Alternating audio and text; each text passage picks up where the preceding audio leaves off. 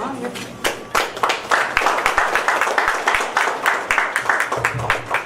morning all, we are here for the official launch of Btrac. First let me invite our bride, our Honorable District Collector, Shri Mir Muhammed Ali sir to the dais. I also invite our Chair Shri K.P. Ravindra, Shri Nisar, Shri K.P. Kuti, Shri Anish, Shri Abdul Qadir Manasar, Smita, all the others who are on the dais, and everybody else who is present here.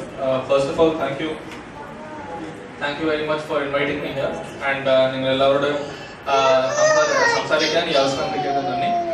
ഇന്ന് രാവിലെ തന്നെ ഈ ഒരു meeting വരുന്നതിന് മുമ്പ് നമ്മുടെ district level bankers കമ്മിറ്റിയുടെ ഒരു മീറ്റിംഗ് ഉണ്ടായിരുന്നു. സോ എല്ലാം ബാങ്കേഴ്സോട് സംസാരിക്കാൻ എനിക്കൊരു അവസരം കിട്ടി. ആൻഡ് അതിനുശേഷം ബാങ്കേഴ്സോട് അവിടെ പറഞ്ഞ കുറേ കാര്യങ്ങളായിരുന്നു. ഓൺടർപ്രണേഴ്സിനെ സഹായിക്കണം ആൻഡ് പുതിയ പ്രോജക്ട്സിനെ നമ്മൾ ബാക്ക് ചെയ്യണം. ഏതുപോലെ പ്രോജക്ട്സിനെ നമുക്ക് ഇപ്പോൾ കണ്ണൂരിന്റെ ഒരു കറന്റ് അവസ്ഥ നോക്കിയിട്ട് നമുക്ക് ഏത് പ്രോജക്ട്സിൽ ഒരു സക്സസിന്റെ സാധ്യത ഉണ്ട്, ആ കാര്യങ്ങൾ അവിടെ സംസാരിച്ചുകൊണ്ട് ഇപ്പോൾ അടുത്ത ഭാഗത്തിന് ഇമ്മീഡിയറ്റ്ലി സംസാരിക്കാൻ അവസരം കിട്ടിയത് തന്നെ. ഞാൻ രണ്ട് കാര്യങ്ങൾ I just split my talk to you in two parts. One is as far as Kannur is concerned, now I am going to complete 2 years sometime in August. So I have a basic idea about things in Kannur in the present situation. But bhaviyil Kannur in the strengths endana eda areas lana enakku korchu potential കാണാൻ സാധിക്കുന്നുണ്ട് എന്നെ ഞാൻ നിങ്ങളോട് share ചെയ്യാം. And അത് കൂടാതെ നമ്മുടെ ഈ ഓൺടർപ്രണർഷിപ്പ് സംബന്ധിച്ച് തന്നെ entrepreneurship is another word for leadership, you can say, on a small scale leadership in the way is entrepreneurship. And അതിനെ സംബന്ധിച്ച് കുറേ രണ്ട് മൂന്ന് കാര്യങ്ങൾ നിങ്ങളോട് ഇന്ന് ഷെയർ ചെയ്യാൻ പോവുകയാണ്. സോ ആദ്യമായിട്ട് ഇപ്പോൾ കണ്ണൂരിന്റെ ഇത് നോക്കുമ്പോൾ I think everybody is basically gearing up for this Kannur airport's launch. So from a business perspective, and I think from all perspectives, if we look at it, we are basically, our clock is set to September. And pre-September and post-September ഒരു വലിയ change ഉണ്ടാവുമെന്ന് ഒരു പ്രതീക്ഷയോടെയാണ് കണ്ണൂരിൽ കുറേ കാര്യങ്ങൾ നടക്കുന്നുണ്ട്. The chairman of this organization here just mentioned about kayaking and tourism related activity. See, when the airport comes in, one of Kerala's biggest brand is two. One is the known brand, which is Kerala Tourism. The second is an unknown brand, which I feel is Keralites. Okay, that's the second most, I would say it's the most important one, but it is less visible because humans are not a brand, so to speak. Right? So, now what's going to happen after September comes up, in my own experience for the past 2 years, I've had the opportunity of, I would say, exploring Kannur more than most of you. Now during that process, I've had the opportunity of taking a lot of pictures, promoting this on social media and all of that, and every time people call me and they say, okay, how do we reach that? And just explaining how to reach there itself, I am sure will tire the person. Listen, okay, first where are you? Suppose they're from Delhi. So you go from Delhi to Bombay, then go from Bombay to Mangalore. They'll be, okay, how far from Mangalore? Then it will take around 3.5 hours. Very good highways, they're like, no, it's going to take some more time. Then what's the other option? Calicut. Calicut is the flight.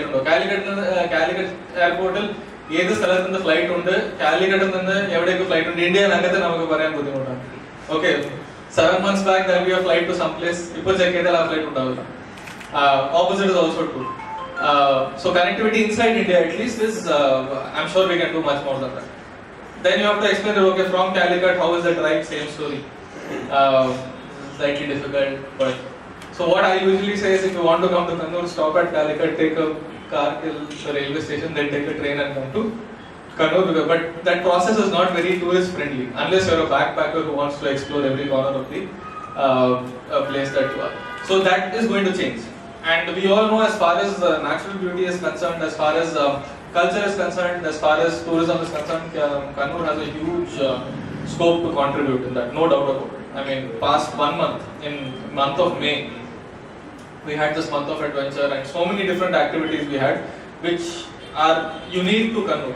For example, you cannot organize a 22-kilometer cycling race on a beach, right? We organized one in the first week of May. It's not possible because such a beach is not available. Mulaplanga beach allows us that sort of an opportunity. Then second thing, running. I don't think there is any place in Kerala at least, or maybe in most parts of India, where you can have a marathon which passes through a 400-year-old, 500-year-old fort. We managed to do that in Talasheri. We actually ran through the Talasheri fort. Then we tried swimming, we did kayaking. Kayaking that we did, I think it's the most beautiful place in Kannur. I would say, in terms of if you're looking for that sort of experience. Within a small area, you have beach, backwater, mangroves, islands. All of that is available. Now the thing is, if someone is coming to Kannur, and they will come because once the flight connectivity is there, people will come. Where do they stay? Right? Do we have enough? For example, they take that Kawai area, the most beautiful place. Now, actually speaking, a huge resort in Kawai also may not be a great idea, right? Because it's such a lovely place, by opening massive, and also most of those areas will be under CRZ regulations and norms. All those issues will be there. So one place we need to focus on, which is 100%, I would say has a 100% chance of success, is homestays.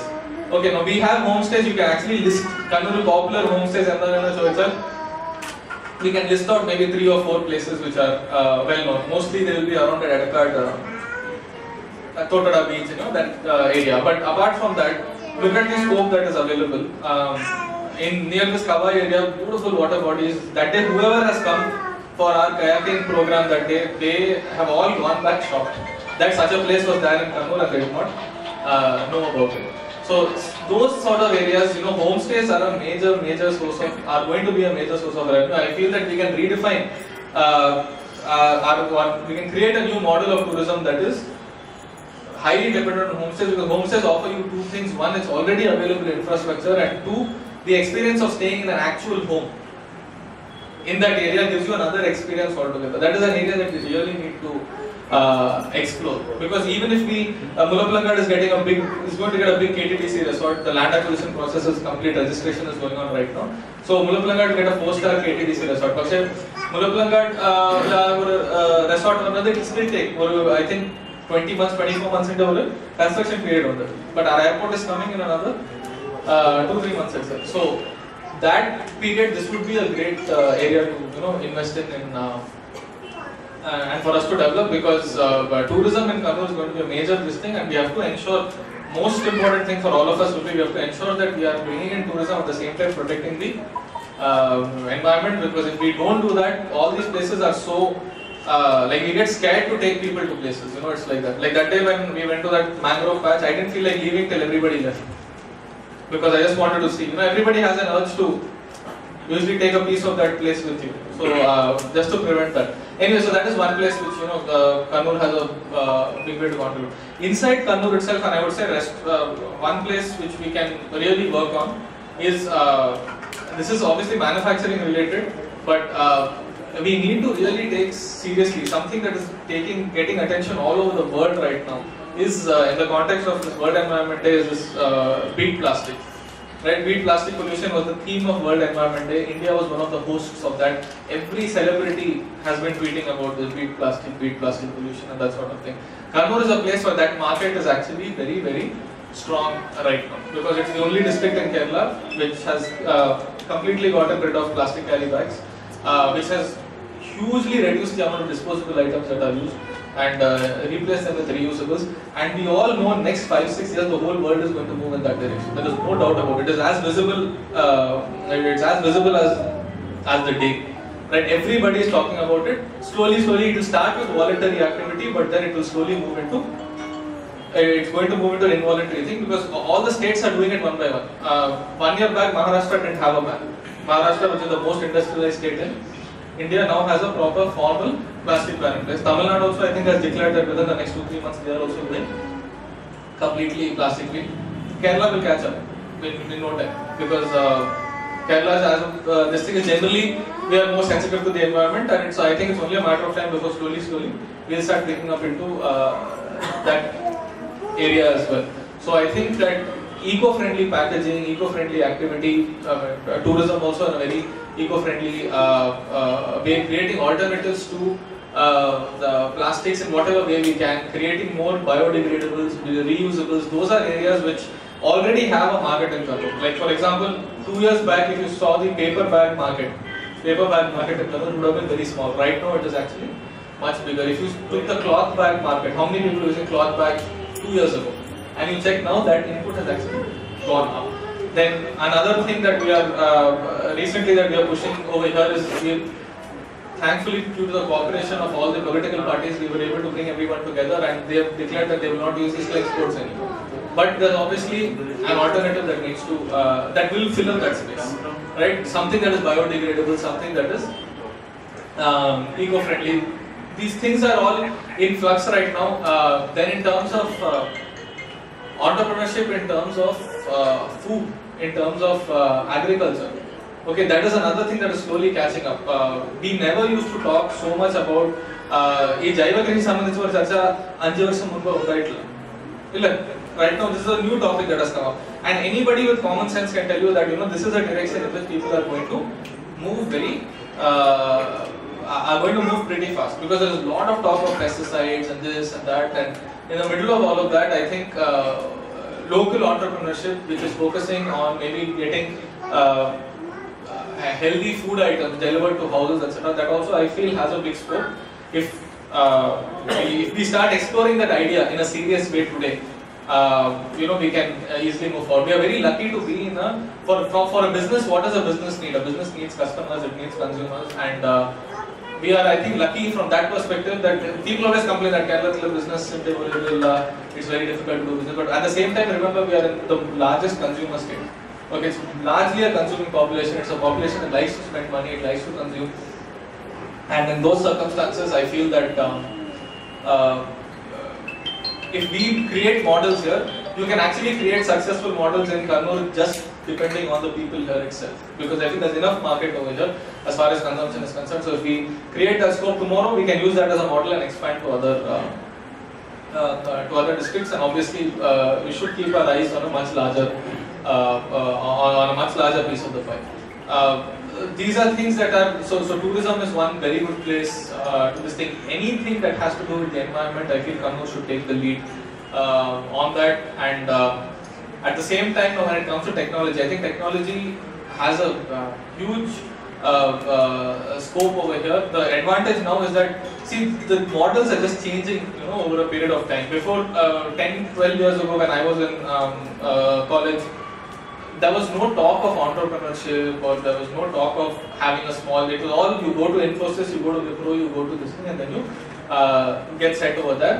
Then once you are very much in the senior management, I've seen people who leave the senior management of these companies to start their own firms. The idea of young people getting out on their own and starting off was not there 10 to 12 years ago. And anyone who managed to do that was considered great. But today it's not like that. Today it's become quite common. It's become quite common to have young people come up with ideas, get into implementation, and chart their own course. And thanks to technology, this geography has become irrelevant. Geography has become so irrelevant that before you had to sit in a room to meet, etc. Today you can get orders from somewhere, you can do your work over here. Technology has erased that thing completely. So we can actually have successful institutions, we can have successful organizations and establishments in Kannur which are catering to a population which is completely outside. I've met a lot of young tech entrepreneurs over here, and who are into, say, website development and content creation and that sort of thing. And I'm really happy to know that the large chunk of their clients are outside. They are in Cochin, they are in Calicut, or they are in, or mostly even in the Gulf, for that matter. So I think that's an area which really needs development. I mean, that's an area which has a lot of potential for all of us to develop. And institutions like this, where people can come together and try and resolve issues together, come up with creative solutions to existing problems. It's an absolute necessity to have such places where we can do some sort of brainstorming. I'm very happy to know about the facility that is coming up in Dharmashala. I think people associated with that had met me almost a year ago, and they said that they are doing it in a model along the lines of this tea hub in Telangana. I happened to visit tea hub in Telangana. It's an amazing, in Hyderabad actually, and it's an amazing place. You have this really beautiful structure, very creatively designed, in which one spot is given to one company, and each one can sit over there. So someone can be sitting, one corner can have someone from Google, and one corner can have someone from Facebook, and one corner can have someone from from say an airline also, and all these people are sitting in one room and they are able to collaborate. So some sort of institution like that comes up over here. I think that would be great, because I feel that if we can bring more and more people over here, at that time when I was talking to them, I was saying that they can come here, they can work during the day, and then they can explore Kannur during the weekends. You know, there's just so many things to do and so much adventure activity that we are pushing here in Kannur. Kannur, I think it can provide the right mix of modernity and tradition. Traditionally also it's a very strong district, and we can provide that perfect, I think, blend, a perfect balance of environment, of entrepreneurship, of tradition, connectivity, all of that in one place. Now, these are all ideas are all great, but somebody had said, you know, all ideas only have the value of one. Put 5 people in a room, tell them to come up with ideas, everybody can come up with 10 different ideas. But the juice is in the implementation. Ideas have the value of one, and everything else is implementation. That one, the great thing about one is that it can be multiplied by any value and you will get that value, right? Unlike 0, which you know what happens. So, coming to that particular aspect of things, it is extremely important for us to develop the necessary skill set among students, among entrepreneurs. I am saying students because the students of today are literally going to be the entrepreneurs of tomorrow. It's almost a direct connection today. People like studying out of college, they are starting their own firms. So, we focus a lot on technical skills. So, is someone a good programmer? Is somebody you know, a good content creator, etc. But at the same time, what is more important is that now programming and these things, they are very essential skills, but they are not these skills that you need to be an entrepreneur, right? For an entrepreneur, you need to have ideas, because that ideas, doing the coding for a great app, that any number of people can do that.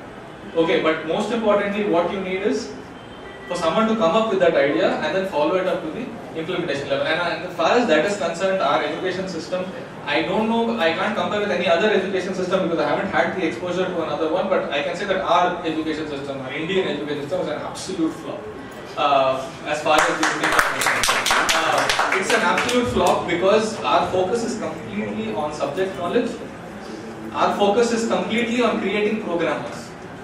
Okay, meaning programming padicha knowledge will get. But we are not focusing on the very important aspects that are there, and those aspects are ones which help you come up with ideas, which is about social awareness. Only if you have awareness about the place where you are functioning, you will realize what the demand is. Just yesterday I read an article on this World Economic Forum website where the Canadian government has done a survey for the essential skills that will be required in the next, I think, next decade or so. And they basically listed out all those skills. Around 30 skills have been listed out, and they are saying that these are the skills that will be in demand, and which are the and proportions also have been given. Anyway, so the point is now, what are these skills? Okay, I just have that this thing with me. I'll just read out. I'm not going to read out in a particular order. Okay, and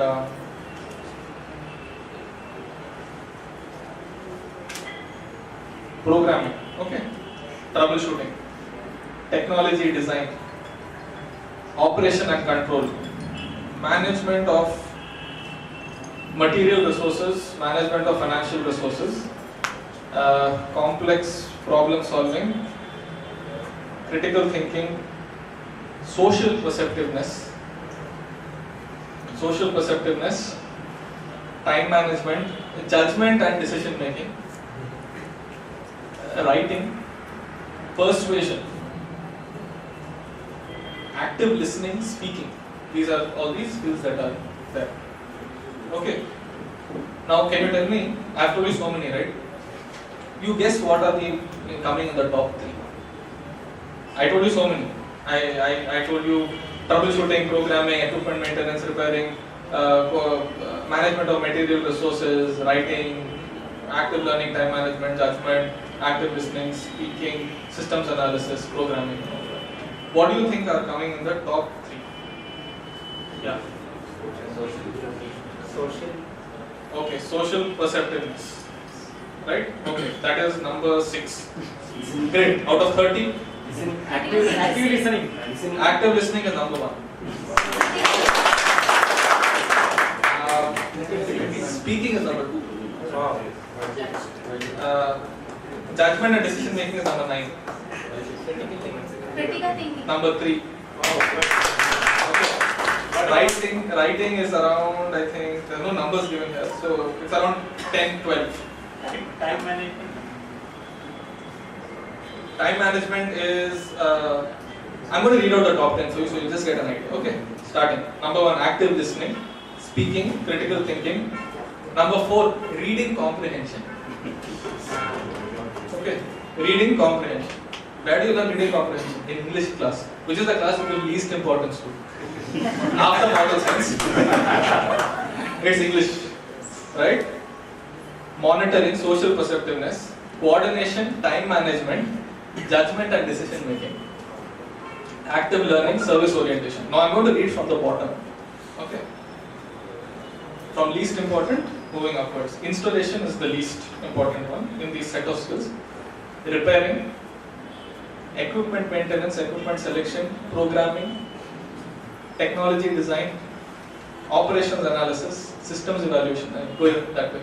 You just notice all the things in the top 10 have nothing to do with anything you learned in school. Okay, none whatsoever. You never learned any of these things in school. So the thing is that these are the skills that you need. Now, how do you develop these skills? Which subject teaches you all of this? Okay, the fact is no subject teaches us all of this. That is because our education system needs to is completely restricted inside the classroom. Okay, but a school is not just a bunch of classrooms. If you had only a bunch of classrooms, you wouldn't have a playground. Right? There's a lot of space which is between the wall of the classroom and the boundary wall of the school. You know, there's a lot of space over there. So I would say that is outside the classroom and inside the school. That particular space needs to be utilized more in our current scenario. So how do you introduce active listening? You know, how can we explain this particular concept to? And simply explaining is not enough. It has to be explained with the requisite amount of importance that is there. Active listening, I think, okay, in the entrepreneurship class, active listening is very important. Etc. Okay, thank you. That's not enough. Because how much importance we are giving to academic listening? That sort of importance we have to give to these activities. Only then that thing's importance will come. Otherwise, it's another free period. Right? It's another great enjoyment. Even in the classroom, I will guest speaker. I can happily sit and listen and then go back. But are we, all these things to some extent maybe being taught in schools? Okay, through guest speakers coming in or maybe teachers are emphasizing. But the most important question is, are we giving it the amount of importance that it needs to be given? Okay, that importance, and I think all of us can say that that is not happening. Like, it is not happening, and neither you have experienced all of this in school, neither I have experienced. The reason I am able to say all of this, and the reason you are reacting positively to it, is because we have learned all this through experience. Experience has taught us that these are the most important. Experience has taught us that simply knowing programming does not do it. We need all these other networking capabilities as well. So what we need to do is that when we are training entrepreneurs, when we are training all of this, we really have to focus on these aspects. On social perceptiveness. That's extremely important. How can you be socially perceptive if you are not going to step out of your office? Right? If my whole schedule, if my time schedule is only go home to office, office to home, I cannot be socially perceptive. Right? If I sit in a car and do this journey up and down, that's it's not that. Unless I go out and find out and engage with the society that is there around me. You know, which profession do you think will be, if you were to take if you had to vote and say which is the most socially perceptive profession, who would you say? If you had to select which profession would have the most socially perceptive people? Yes. I would say politics. Right? I would say the most. I would say businesses, maybe a little less, but then you're using that to monetize, right? You're this thing. But I would say that, and why is that so? Well, why is politics the most? You agree with that? Yes. Yeah, but why do you think that is? That's because you see the amount of time a person in politics is spending with the people. For whatever purpose, towards whatever goal, but the amount of time that is being spent, amount of time that is spent listening, right, observing, then taking that idea and then presenting it where it needs to be presented, right? So you find a problem, you identify a particular problem, and then you're coming up. How do they find the solution? to that problem by asking the people only more or less. Ningalde avashyam endana, paradi endana, avashyam endana. Right? So these two things are problem and solution, as acceptable by the public themselves. Then you have to take that particular idea and you have to present it before the right forum to get the necessary assistance for implementation. Right? That's the basic model that is there in place. Now the thing is, ask yourself, who are the really bright students of today who are going to the best schools in the district? You can extend that to the country as well. Are they having the right amount of social exposure? Answer is absolutely no. It is not there, because because fortunately, unfortunately, the people who are more wealthy will go to the better schools, right? And the more wealthy you are, the less connected you are with the rest of the population and what this thing is. And India is a country which is big enough where you can actually get a decent amount of success by catering only to one segment of the population as well. But the thing is that in the longer run, if you want to create not just good entrepreneurs, like you want to create good citizens. See, a good citizen is a good entrepreneur. Okay. A good citizen is a good politician also. A good citizen can be a good collector also. So at the end of the day, it's very important for us to develop an active citizenry. So how can we have more social perceptiveness among children? How can we ingrain that? I'm not talking only from entrepreneur, because I'm focusing on students, because that student is going to become an entrepreneur tomorrow, right? He's going to serve society through this particular means. He or she is going to do this. The next, how can we do? One example that I can think of is, say, students in palliative care. Okay, that is a particular system where students are getting out of their comfort zone. Instead of sitting and playing video games at home, they may be spending time in the homes of people who have not been as fortunate in the lottery of life, right? So they are going there, they are helping out, they are treating them, etc. Now, what are you? Now you are giving them a particularly unique view into society which they would not otherwise have. Okay, is it any doubt that student will be more sensitive? There's no doubt at all, Compared to a student who has a PhD in sensitivity, this student will be much more sensitive, will be able to give you much more input. And but what we don't give that aspect as much seriousness as we should, right? Just think about it. You will be more proud if your child has a PhD in psychology with a specialization in some part of it. But what I'm saying is that this particular aspect needs to be really looked at. I'm just giving you one example. I'm sure we can think of 10,000 different models, through which we can inculcate this sort of a thinking, that sort of connectivity with with the social surrounding, and that is something we need to look at. I think we need to focus specifically on that. One more thing we need to focus on a lot is communication. Communication, I think we are so bad at communicating in India generally, right? We have inordinate levels of awkwardness when we communicate with each other. Like, men and women still can't have a proper conversation here without getting all uncomfortable and this thing. It's a fact, right? Yes. It is there. Because then, again, that's why I think it's partly to do because of the fact how we are all brought up. And that's also, communication is a huge thing. Two men cannot communicate properly with each other without ego getting into the middle and destroying that within 10 days. Maximum of 10 days, and that communication, that whole this thing just drops. One more problem we have is we are not frank in conversation. We have this expectation that the other person should read our mind.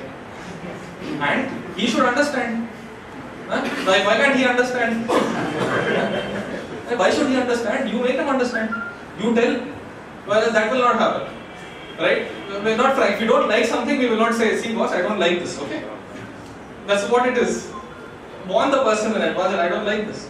This particular way of working, they will not do that.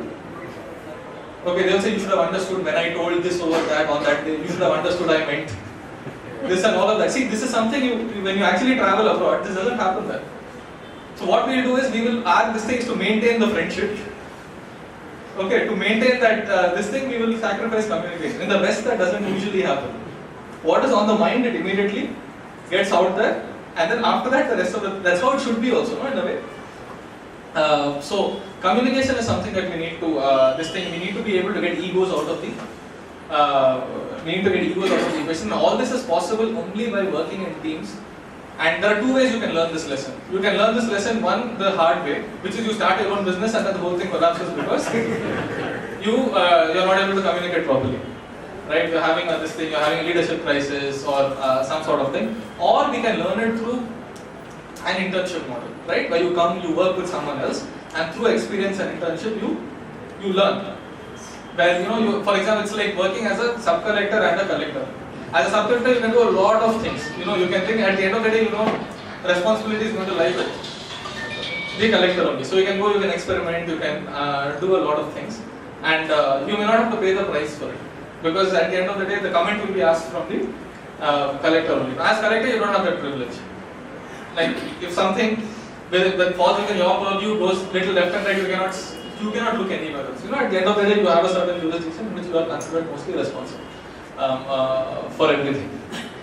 So we need to. So institutions like this, establishments like this, should also, I think, focus on providing people opportunities to work and observe other, to be an integral part of, and even observe other companies and establishments, and then see that where they fit into that particular model. And I think a lot of these things can only come out through practice, unfortunately. I wish they could be taught in a classroom, but we need to have a lot of practical orientation where you require people to go out there, and you require people to interact with others.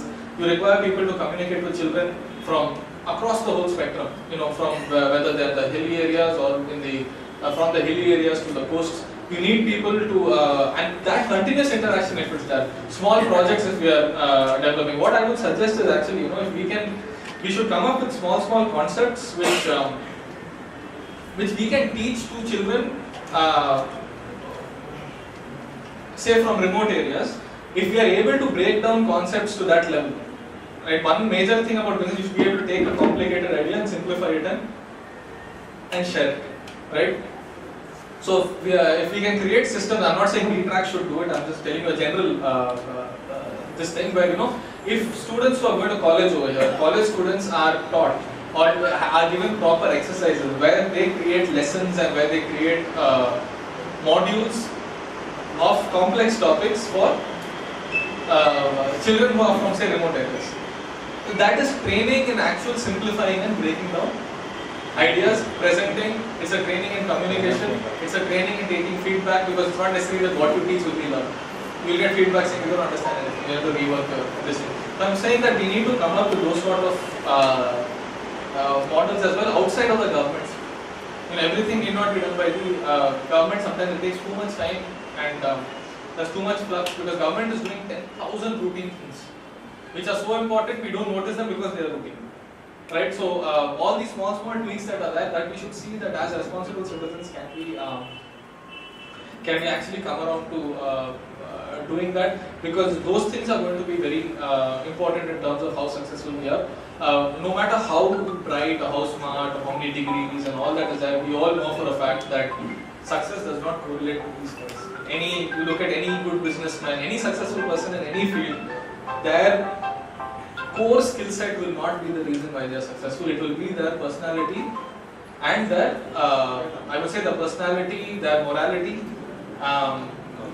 who they are more than what they are is what really takes them. This thing, which is why every scientist does not become Abdul Kalam, right? See the difference between the thing. There may be scientists which are 10 times more brilliant than him, and I'm sure there are. He was not voted the greatest scientist of the millennium or anything like that, right? It was not the case.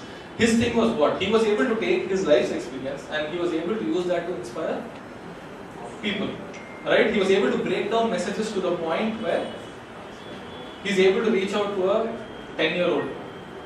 So a nuclear scientist is able to reach out to a 10-year-old, whereas other nuclear scientists are not able to do that. Why? Because there's obviously a very high level of social perceptiveness that is happening there. There is a very, very high level of communication skill that is put on display, where people who speak 10,000 times better English are not able to make even half the impact. And here's a person whose English is actually very, very average, whose pronunciations are, you will be laughing at those pronunciations if somebody else said that, but the fact is nobody notices any of that, right? Because that is the power of communication, that is the power of social perception, that is the power of breaking things down. And just that particular aspect.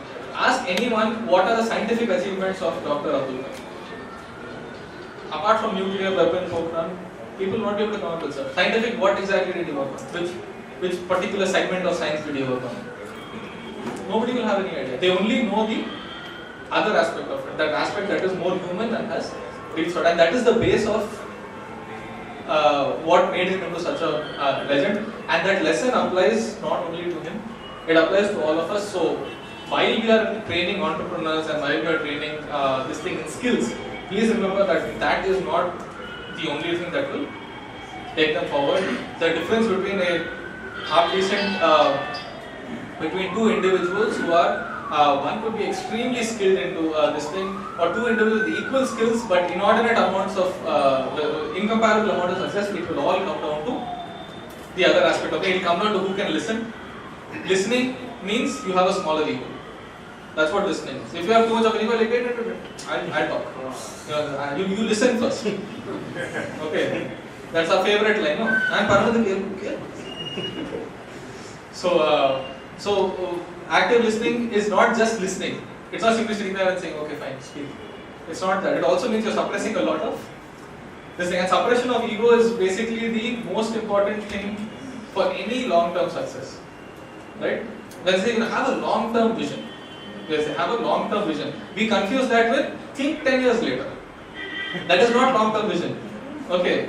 Have long-term thinking. When you say think in the long term, it basically means one very simple thing. It means suppress everything in the short term.